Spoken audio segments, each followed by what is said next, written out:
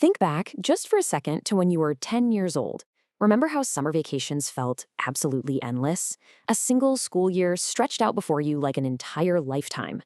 And waiting for your birthday to finally arrive? Man, that felt like an impossible test of endurance. But now that we're adults, it's a completely different story. In childhood, we dealt with that agonizing, endless waiting for big events. But in our modern adult reality, an entire month simply vanishes before you even realize it's gone. January turns into December literally overnight. How many times have you caught yourself saying, "Where did the year go?" Years are starting to feel like mere months, and honestly, sometimes it genuinely feels like life is just moving faster and faster with every passing year. Which brings us to the big question of this explainer. Why exactly is life speeding up? The wildest part about all of this is time itself hasn't changed. A year is still exactly 365 days. An hour is still exactly 60 minutes. The physics of the universe haven't magically hit the fast forward button on us. So the answer to this mystery, it doesn't lie in your clock. It lies entirely inside your head. See, there's a fundamental misunderstanding we have about our own biology. Most of us intuitively assume our brain measures time ticking away just like a mechanical clock on the wall. But it doesn't. Your brain does not have a stopwatch. Instead, your brain estimates the passage of time based on the volume of vivid experiences and memories it records. Think about your last week. Can you clearly remember every single day? Probably not, right? A lot of those days just kind of blur together into one big lump. Well, that blur happens because of one missing ingredient: novelty. Novelty is unfamiliar or new information that essentially forces your brain to wake up, pay special attention, and create a highly vivid memory. When you were young, almost everything was novel. Making new friends, learning to ride a bike, visiting a new town. Your brain was constantly processing completely unfamiliar data. Because so much new stuff was happening, it stored a massive number of memories.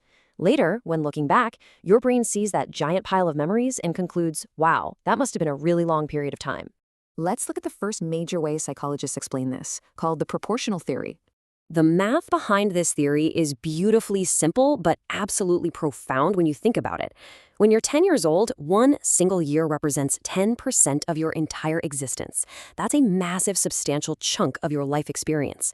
But by the time you hit 50 years old, that exact same one-year span represents only 2% of your life. It's just a mere sliver.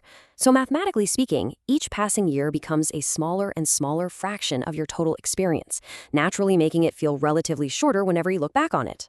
But math is only part of the equation. We also have to talk about the adult routine trap. This is the behavioral side of aging that we all fall into. Wake up, check your phone, go to work, eat, watch videos, sleep, repeat.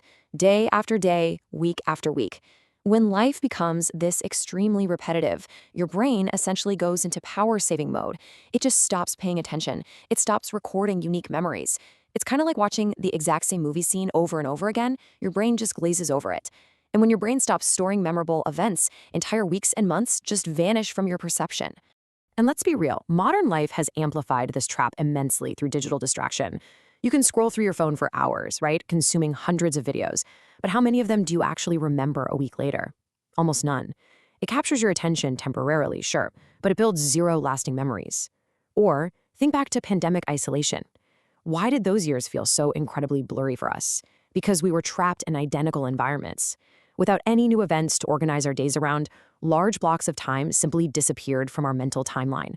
Psychologists have this great analogy. They say memories act like mental photographs. Imagine you took one photograph every single day for a year. If you travel, meet new people, try new things, every photo in that album looks different. Looking back, that year will seem incredibly rich and full and long. But if you sit at the exact same desk, staring at the exact same screen, taking the exact same mental photograph every single day, well, when you look back at that album, the year is going to look painfully short. So, the million-dollar question: can you actually slow time down? The really empowering answer here is yes, absolutely.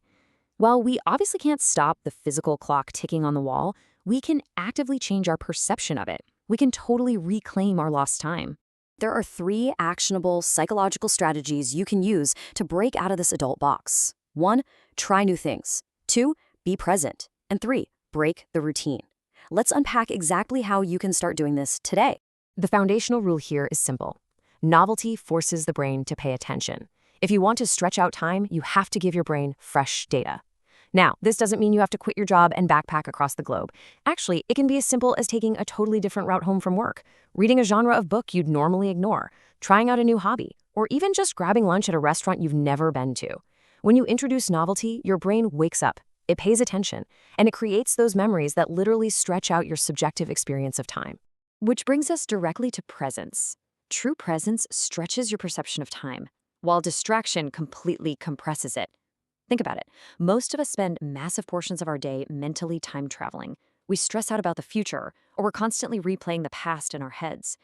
But if you stop, if you actually engage with your immediate surroundings, really listen to the conversation you're having, notice the weather outside, actually taste the food you're eating, you enrich the current moment. You're giving your brain a high-definition mental photograph instead of a blurry, distracted one. So, the crucial takeaway from all this is time isn't actually speeding up. Your brain is just changing how it experiences it. As adults, we haven't lost time. What we've really lost is our sense of wonder. We've allowed everything around us to just become way too familiar.